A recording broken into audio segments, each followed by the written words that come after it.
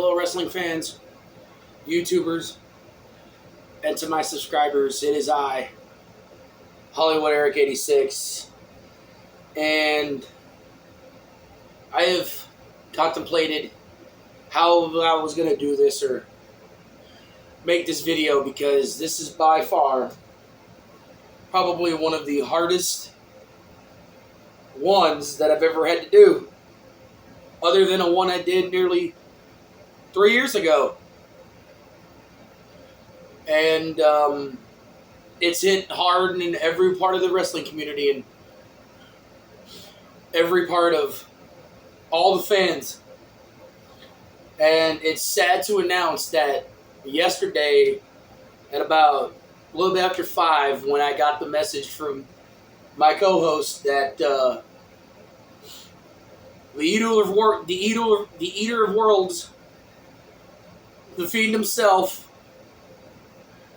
the leader of the Wyatt family, Bray Wyatt, has sadly passed away at the age of 36. I haven't felt this kind of pain since his stablemate and best friend, Mr. Brody Lee, better known as Luke Harper, passed in just this past January when Jay Briscoe died.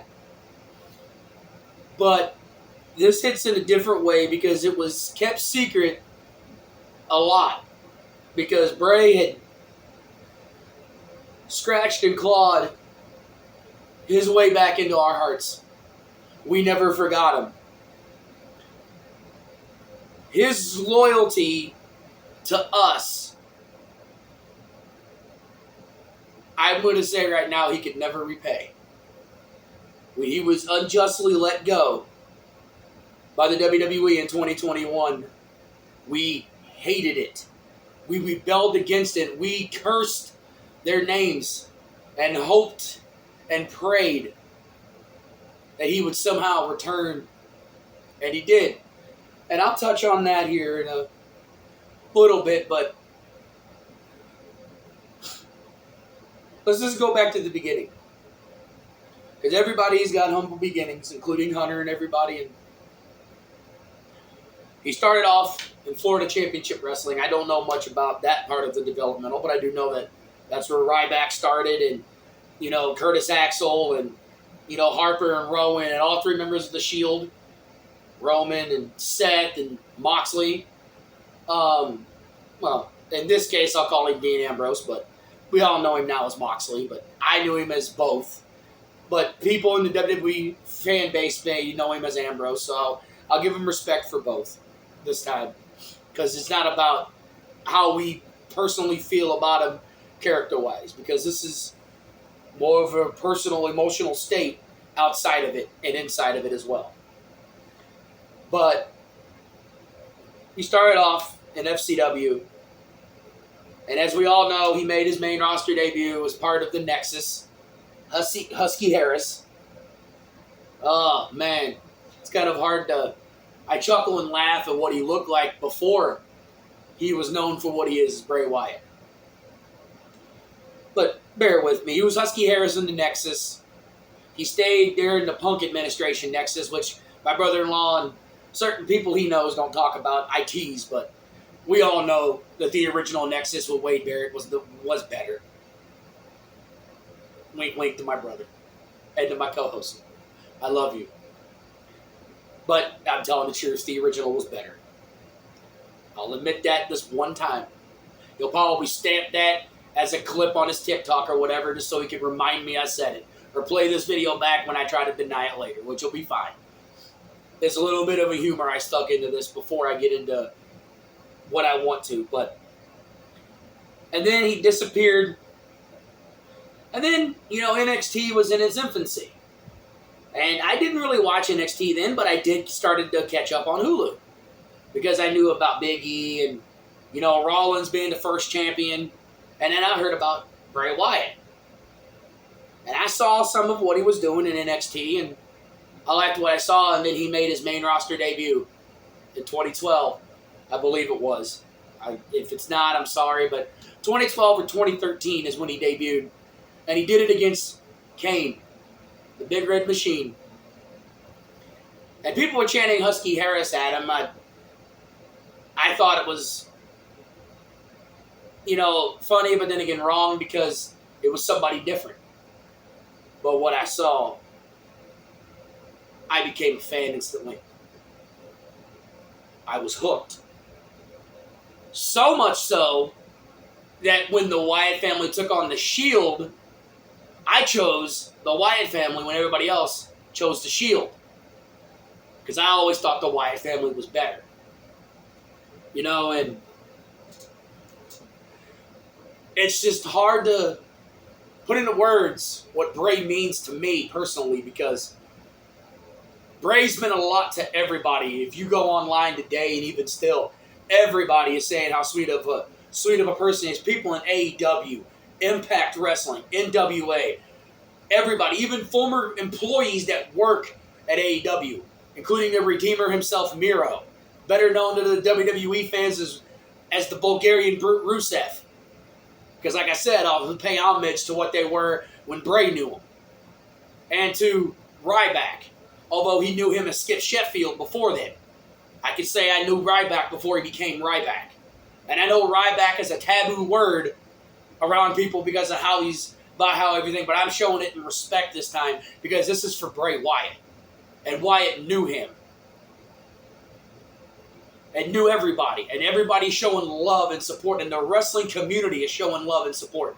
We need more of this. You shouldn't take tragedies for everybody in the wrestling community to come together and rise as one and to be a family again, to be what it means to be a wrestling fan. Because to me, being a wrestling fan is showing your love and support to the people you like and booing and degrading the ones that you hate as fans, because that's doing their job instead of spreading hate and negativity. But I digress. He debuted as the Wyatt family, and him, Harper, and Rowan, Mr. Brody, but Harper was Mr. Brody Lee, joined the Dark Order. Ran roughshod over everybody. They were one of the few people to ever take it to The Undertaker and Kane. When they took him away and we didn't see him for a while, and the Brothers of Destruction challenged him, and this is when they had Braun Strowman join a time later. Because I'm not just going to go, I know all of Bray's history, but I'm just going to skip ahead to some of my fond moments and probably circle back before, I do that, because that's just how I am, because stuff will pop in, and I've so many memories of Bray's career, because I've been around him for the 9.5 years that he was on this planet in wrestling. And I say, on this planet wrestling, because for the 9.5 years, that's what he did. Whenever they say they entertain us, yeah, he entertained us, but he also gave us a character and characters that we love and adore that should have been booked the right way, and if done right, he'd have been an even bigger star than what he is now and what he could have been. But I digress on that, because this is celebrating the memories that us, the wrestling fans, know, the great memories. Circling back around, I remember one that starts to trend now that rings so true. His feud with that damn John Cena. And I'm just going to clean it up to that and this, because it's not about how I feel about Cena, either real life or on TV. But I would just say that damn John Cena, to be somewhat of respectful on this. When he got to Cena with his fans and they were all chanting, he's got the whole world in his hands. And he was chanting it, saying the little bitty babies, and they were singing it in unison. Children. And when Cena came to the ring and the lights went off and they were all wearing the sheep's mask that Rowan wore, that was a goosebumps moment, because it got to Cena. He got to the core audience that Cena was trying to impress and why he wouldn't turn heel.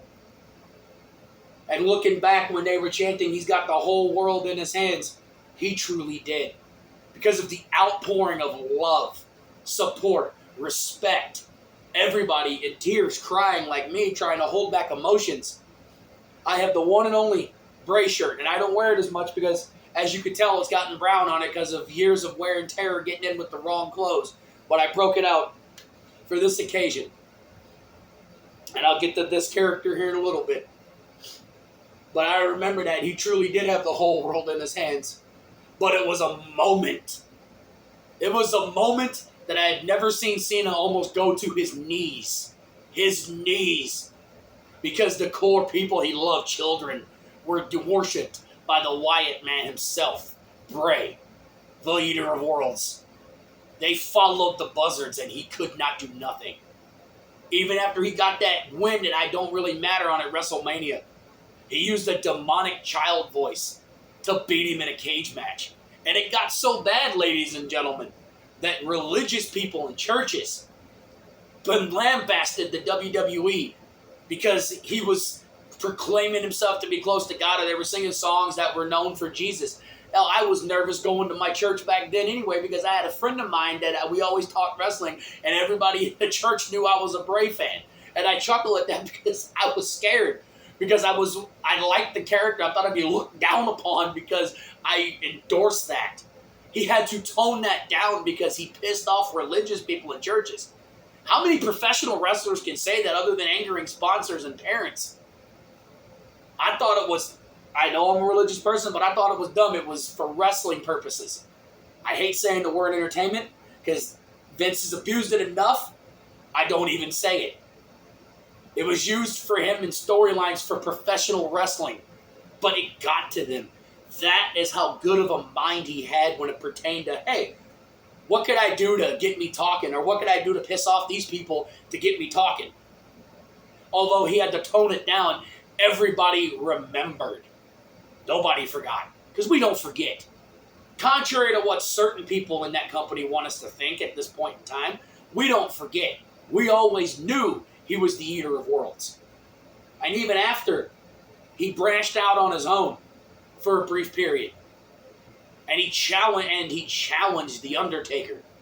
He had the balls to challenge The Undertaker, and I knew it was too. Especially when he says, "I know you can hear me." It was when Taker went into exile after he lost his streak. Not very many people can say that they stepped up to the big dog, the true big dog, and was able to actually talk about it. That was the one and only time I can remember in my entire life I didn't pick Bray Wyatt in the match, because I was a bigger Undertaker fan, and no disrespect to Bray. But you don't mess with the man that's the original. Because 99% of the time, when you fuck with the original, you get burned. But it was a hell of a match. And a lot more to the storytelling, because Brock was not the original choice to beat Taker the year before. It was Bray, and Bray felt he wasn't ready. But that also shows how Bray was as a man. Feeling that he wasn't ready, even though everybody told him. He felt he needed more to do to try to challenge for that streak. Even if he knew that night it was going to fall. For him to have the balls to go the next year to still challenge to beat the man. Even though Bray failed in his attempt, he still tried. And for that, I give him credit for. And then he moves on and they bring in Braun Strowman. And now he's known as the monster of all monsters. Who would have thought a man that was supposed to be Bray Wyatt's lackey, that wore the black sheep of the Wyatt family with the black sheep's mask, would be where he is now, even after he got released as well. Shows how much WWE cares for their talent, but that's a story for another day. It truly is. But look at what Strowman has come. He came from there in the beginning to where he is now. And Bray's got him to thank for that. He has Bray to thank for that. Giving him the chance to showcase what he was. Because when the draft happened and they separated him and they put Braun on Raw and he went to SmackDown, it goes to show what Bray could do. And it even goes to whenever he had the balls to challenge the Brothers of Destruction, like I was going back to earlier. When they drafted him away and took their powers. But then on the November 9th episode of Raw in London, England, I remember it like it was yesterday at the O2 Arena, when they returned for their power, and they fought at Survivor Series that year, and everybody thought it was Taker's last match, because Taker was battling injuries at that point. But Taker would go on to fight until 2020 at WrestleMania 36. To have a 30-year career that is intertwined with Bray Wyatt. Wow. Very few men can say that. There are a lot of men that are intertwined with Taker's history. Some are forgotten. Some are remembered. Some are legends, and some are Hall of Famers, majority of them. And to deviate from that, some of the Hall of Famers that Taker has been with and danced with and has made is guys like Bret Hart, Big Sexy Kevin Nash, better known to the WWE Universe as Big Daddy Cool Diesel, Scott Hall, better known as Razor Ramon, Paul Bearer, his manager, his own on-screen brother and best friend Kane, Mick Foley, Terry Funk, briefly in Hell in a Cell, God rest his soul, because he's tougher than shoe leather and meaner than a copper-eyed snake. Copper-eyed snake. Kudos to the man Terry Funk, also who we lost 2 days ago. So it's been a hell of a 2 days for the wrestling community. But more importantly, Undertaker's career is now intertwined with Bray Wyatt. Another soul taken too soon. Another one taken too soon. Because Taker's career is also intertwined with Luke Harper. Wow. What person could say that in the last 10 years, 9.5 to 10 years, he was able to see and to be friends and able to dance with, as they always say, men that could be his next step. I don't want to say stepping stone. It's always them stumbling for words, but men who could be the future. That's what I'm looking for. Past him, that could do the same thing. Harper had the talent. I could see it when he was Brody Lee in Ring of Honor. I knew who he was. He had the most devastating discus lariat I've ever seen in my life, and the most devastating big boot since Test. And you had Eric Rowan, who had so much potential too, and now he's making a killing and doing Wyatt family style vignettes that he's been doing on the independent circuit in homage to his relationship with Bray Wyatt as Eric Redbeard. He's even made 2 appearances on AEW. Kudos to Redbeard and Eric Rowan. And I mean, it's just hard to put into words that time in the Wyatt family. How much fun he had in that Wyatt family, how many people he wrestled. Because even after that, he even had a match with Ryback at Payback. And he even wrestled the man himself. And I'm going to call him the gimmick he was then, Y2J, Chris Jericho. Now known to the AEW faithful as La Champion, the Ocho, and the Wizard.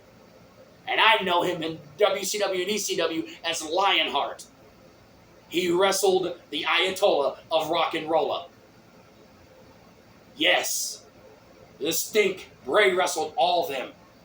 Even Ryback at Payback, one of the Payback events. And then I'm moving on to the one that I'm going to ever be etched in stone, and I don't care about you marks on the internet about how you feel about this man. But his rivalry with Roman Reigns. I have another name for him, but in this instance, I'm going to try to refrain from being angry just mentioning him. You know, there's a saying that I'm always going to have now, and I'm going to say it to the camera because it was always fun. His rivalry with Roman Reigns, he said something that rings true even though nobody sees it. Anybody but you, Roman. Oh, most fans forget that. I loved how he made us forget that, and then at Money in the Bank, he returned and cost Roman Reigns the Money in the Bank match. And then that's when me and my co-host said, anybody but you, Roman. Like, we didn't forget. We knew. He had rivalries with Roman Reigns. Multiple times. His rivalry with Seth freaking Rollins. Twice. I'm talking about the first run. Second run wasn't booked right. We'll get to that here in a little bit. The second one wasn't booked right. The first run he had. And then his rivalry with Jon Moxley, Dean Ambrose. How many people in their lives can say they feuded with all 3 current members of the Shield, including one that's a main eventer in AEW and is going to All In right now in front of 80,000 people in a Stadium Stampede match in 2 days? How many people can say that they have wrestled all 3 members of the Shield, individually and as a unit? He's done it.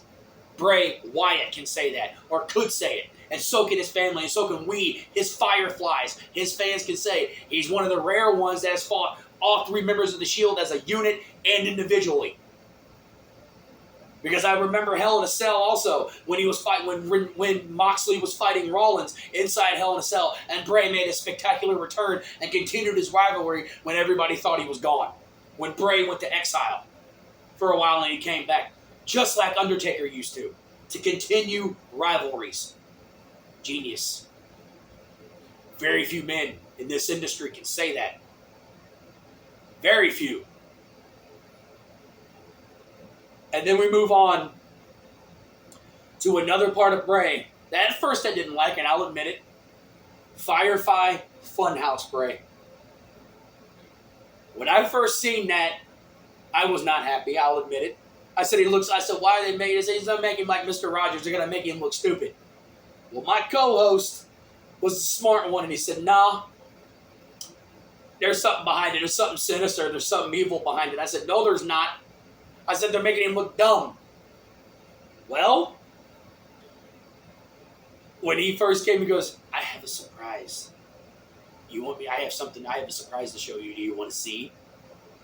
And that's when we knew the sinister had happened. And I'm glad that I jumped on the bandwagon because I saw right away that my co-host wasn't lying. And we got one of the most popular characters ever in history in The Fiend. I still think the single greatest SummerSlam debut entrance of a new character or version of anybody in history. His rock version of his original theme song, when he came out, the evilness, the sinisterness, looking at his hand, shaking his head, talking to himself. I've never seen Finn Balor be so scared after they'd already feuded before that when he was the Demon Finn Balor. See, because rivalries circle around with me when it comes to Bray Wyatt. And they didn't have a second runoff match because him and Roman got sick. Roman, I doubt, was sick that first time, but that's another story. And AJ Styles and him put on a banger at TLC. But this one at Finn Balor when he was regular Finn Balor and he was destroyed. I never seen fear in the size of Finn Balor, but I do now. I did then. That was the most badass entrance I had ever seen in my life when it came from SummerSlam or any new character or version of a new person that had come out that was the same person but a new character version that they had done, including Mick Foley's 3 as Dude Love, Cactus Jack, and Mankind.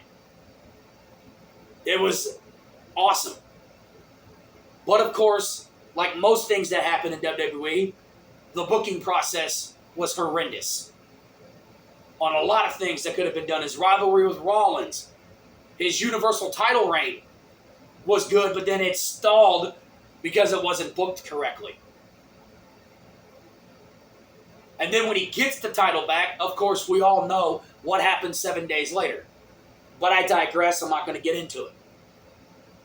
Because that last reign he had that lasted only 7 days, we're currently stuck in what we don't want right now currently for over 1,000 days.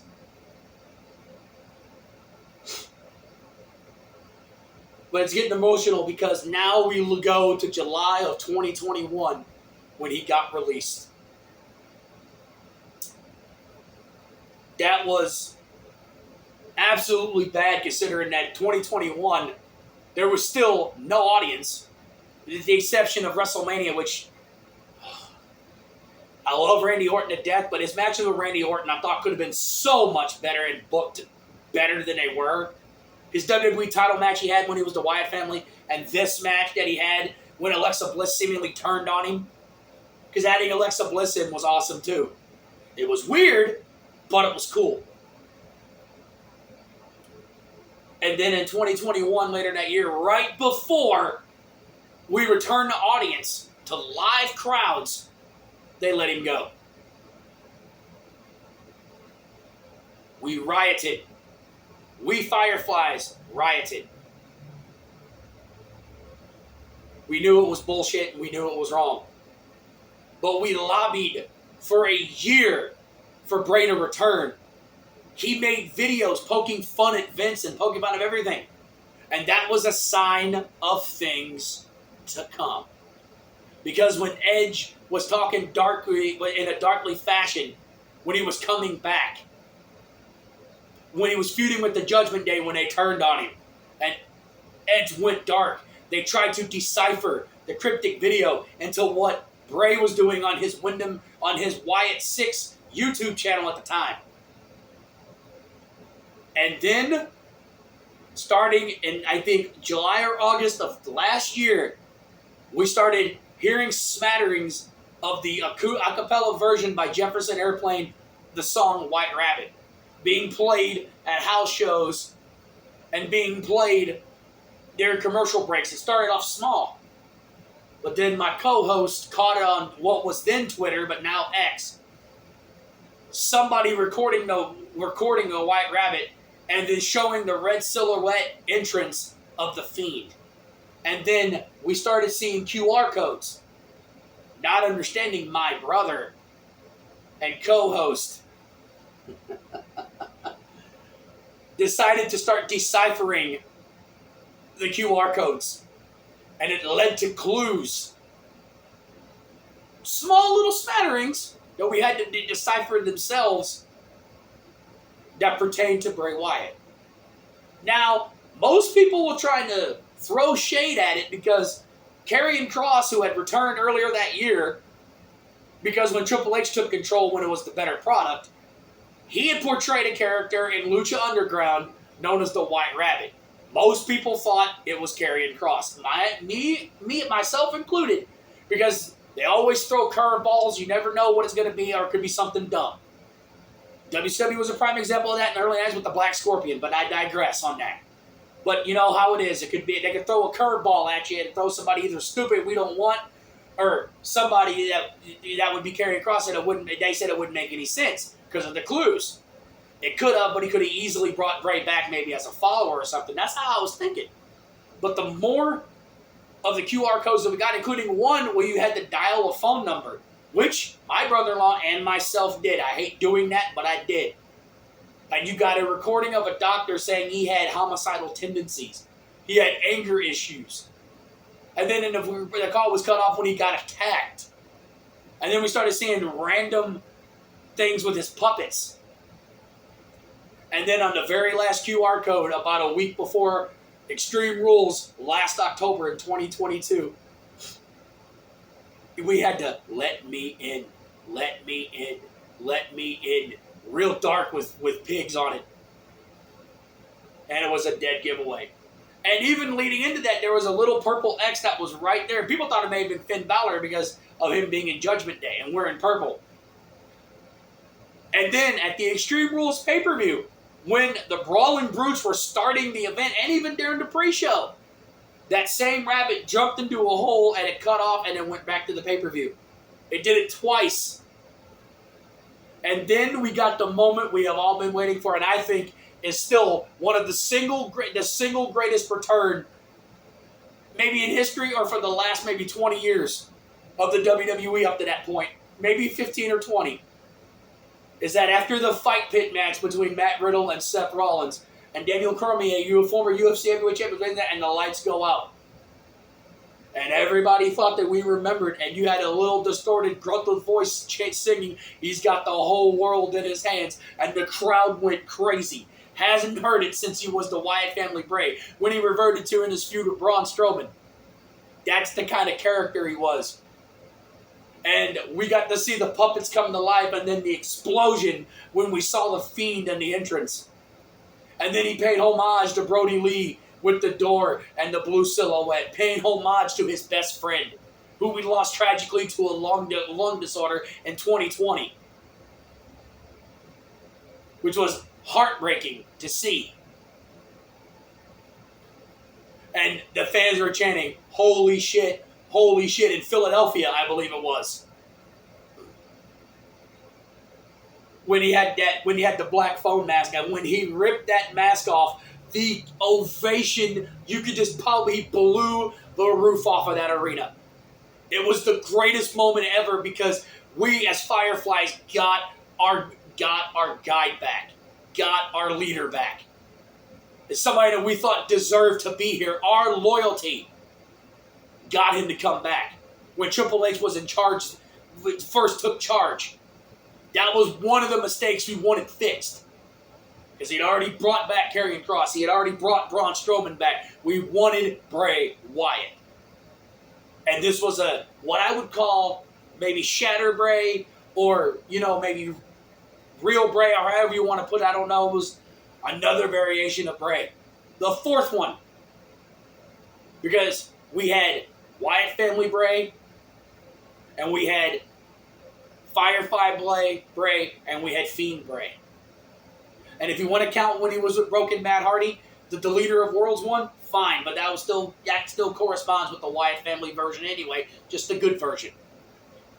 And he was talking to himself, saying that he was different and everything, and then he has Uncle Howdy on the thing, telling him he needs to be meaner, to take off his mask to be who he truly is. And he was trying to stop himself, but you see the glimpses of the anger and the psychoness that he had. It was amazing. And a new theme song by the band Code Orange, which is an amazing band. Everybody should check it out. I recommend you hear their music because you'll see why it fit Bray perfectly. And Mark Crosser's music, even though you really can't get the Bray Wyatt theme, just look it up whenever you can and listen to why it fit. Both of them. And he came back, and his very last match, although not booked right and people criticized it, he wrestled L.A. Knight. I'm going to do a little cheat. Yeah. Homage to L.A. Knight and to my nephew Tywin and to my brother-in-law. And we didn't know at that time that would turn out to be the final match he'd ever have. Kind of sort of like Brody Lee when he had the dog collar match with Cody. But Bray won. And then he was supposed to have a program at Lashley, and then he was off TV. And then that's when the dirt sheets and everybody started to spread negative stuff that it was hard to work with. Or it was because of Vince. It could have been because Vince did return in April. I have a video uploaded on that. Y'all should take a look at it and check it out. But it was always this rumor that it was an illness. And it wasn't until just recent that it was an illness and it was life-threatening. And I believe 5 days ago he had been said that he was cleared to go. And then tragically, as of yesterday, 5 days later, he leaves us at the age of 36.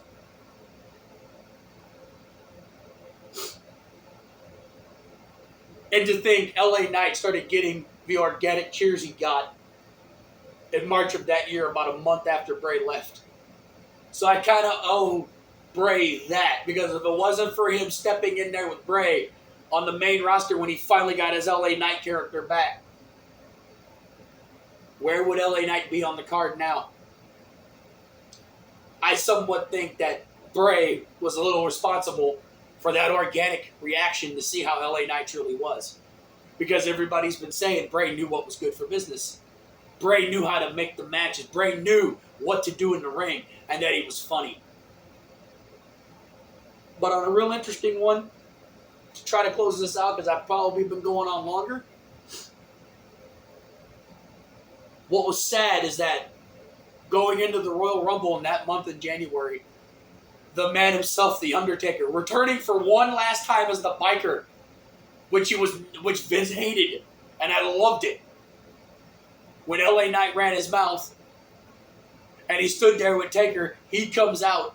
Sister Abigail's LA Knight, and when he rolls out of the ring or whatever, Undertaker stands there, says something to him. To this day, we still don't know, because Bray said it was personal, and so did Taker. But he essentially passed the torch to Bray Wyatt, which I felt was too late, which I felt was about time. Not a little bit too late, but I felt was about time. Just imagine what would have happened if Bray hadn't left.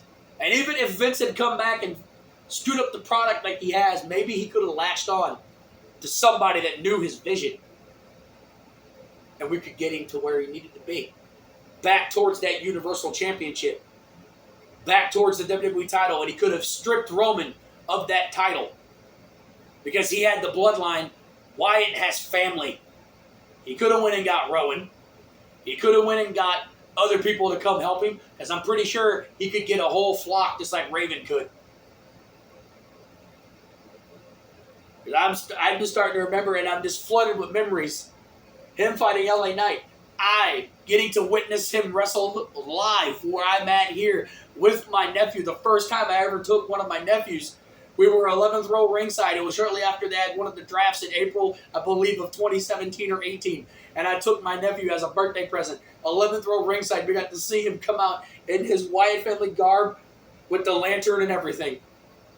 To his wars with Broken Matt Hardy.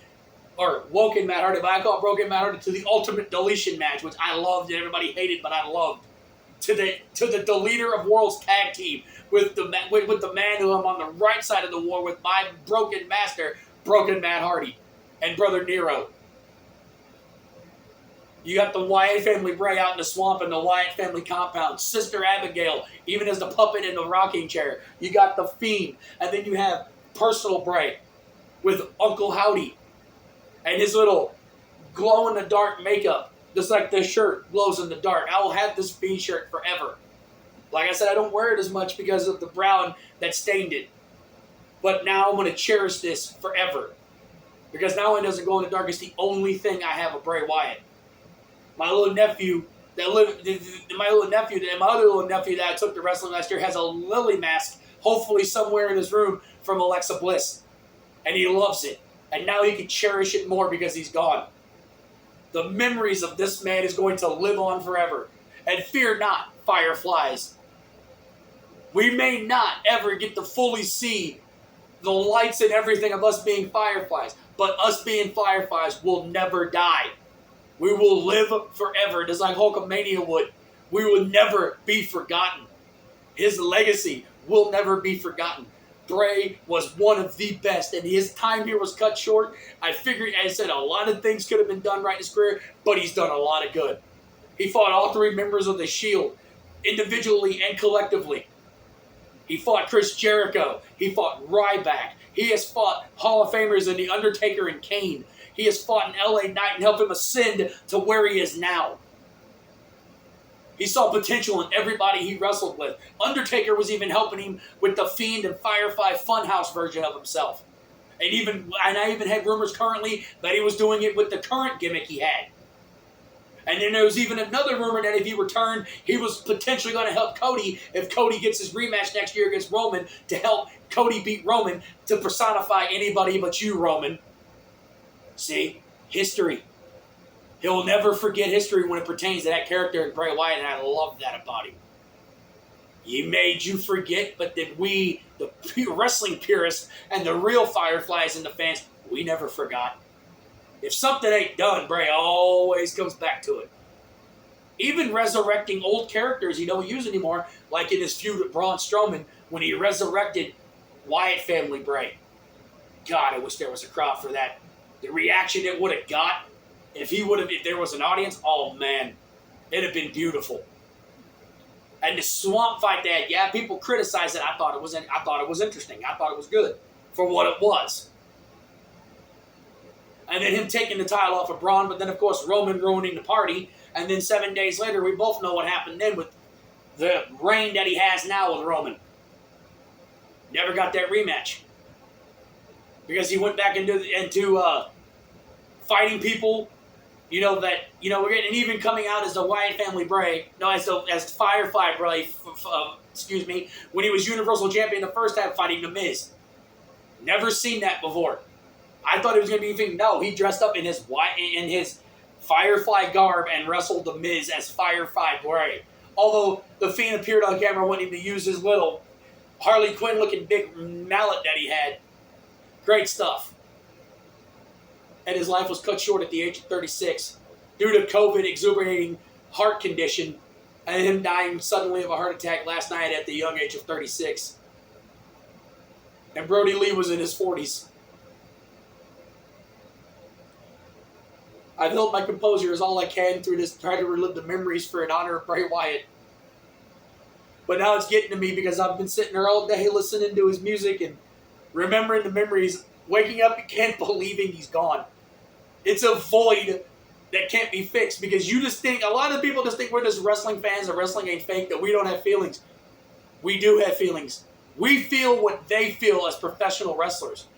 Their love is our love, be it bad or good. It all depends on how good. It all depends on what it is. And outside the ring, he was just as loved, beloved, and is just as great as Brody Lee. Mr. Brody Lee, Luke Harper. Eric Redbeard even cried. Bray Wyatt was heartbroken. He was even mentioned when he returned in 2022. When that happened. When Mr. Brody Lee passed. Oh, it was heartbreaking. I believe it was like either 2020 or 2021. I believe it was 2021 when Mr. Brody Lee passed. I believe one of them 2 years. I'm not sure which, but I know it's been almost 3 years for one and almost 2.5 to 3 years when Brody passed. And now, there's only one original member left, and that's Rowan. But if you want to count Wyatt family as whole, there's only two left, Rowan and Strowman.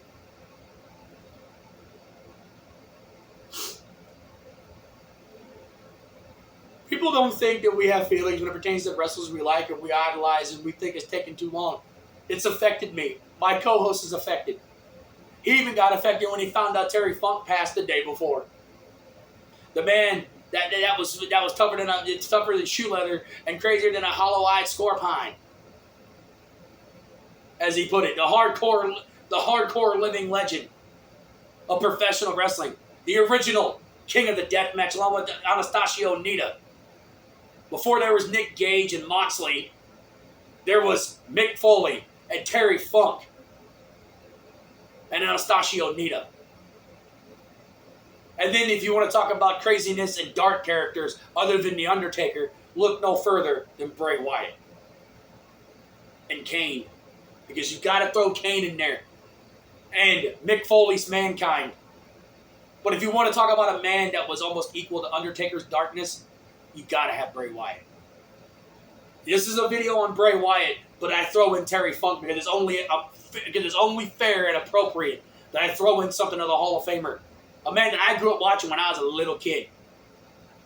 When he was feuding with Nature Boy Ric Flair, I was a 3-year-old kid watching that match.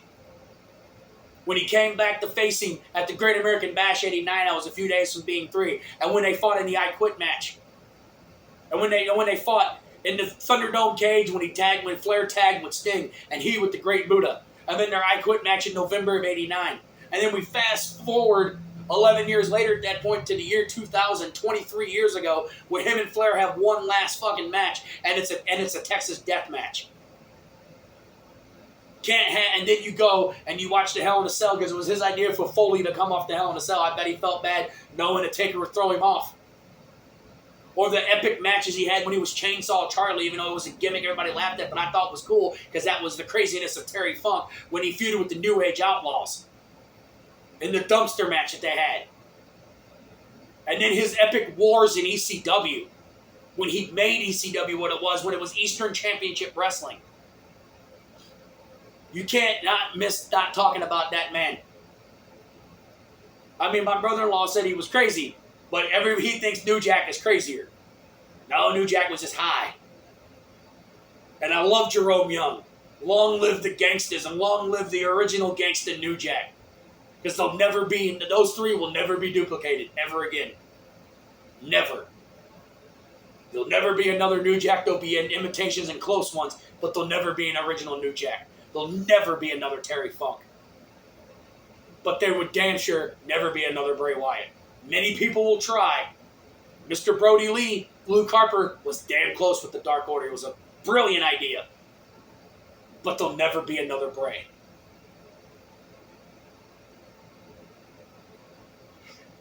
And my heart goes out to Funk's family, but more importantly, to JoJo Offerman, his ex-wife, his children, his father, Erwin R. Shyster, IRS, or as I know him, Mike Rotunda, and his Hall of Fame uncle, and member of the legendary Horseman, Barry Windham, and to his late grandfather and Hall of Famer, Blackjack Mulligan. I've seen all of them wrestle. I know Wyndham Rotunda, who is Bray Wyatt's real name. I know his family because I've watched his father, his uncle, and his grandfather both wrestle. And I've even watched his brother Bo Dallas wrestle. Wasn't a fan about how they booked him and that stuff, but I was a fan of Uncle Howdy, if that is really Bo. Because people want to say suspicious, I believe it's Bo Dallas. But still, my heart goes out to all of them. Bray, I love you. I miss you. We love you. And we miss you. Your legacy and your greatness will live on. Don't you forget it, because I'm not gonna. And I'm going to say this. Follow the buzzards and let him in. I am Hollywood Eric 86, Canvas Chaos Nation, YouTubers, and to my subscribers. I am out. Have a pleasant day and try to get through this day. And please, watch SmackDown tonight, and let's hope they do him justice. Take care, and God bless him. We love you, Bray.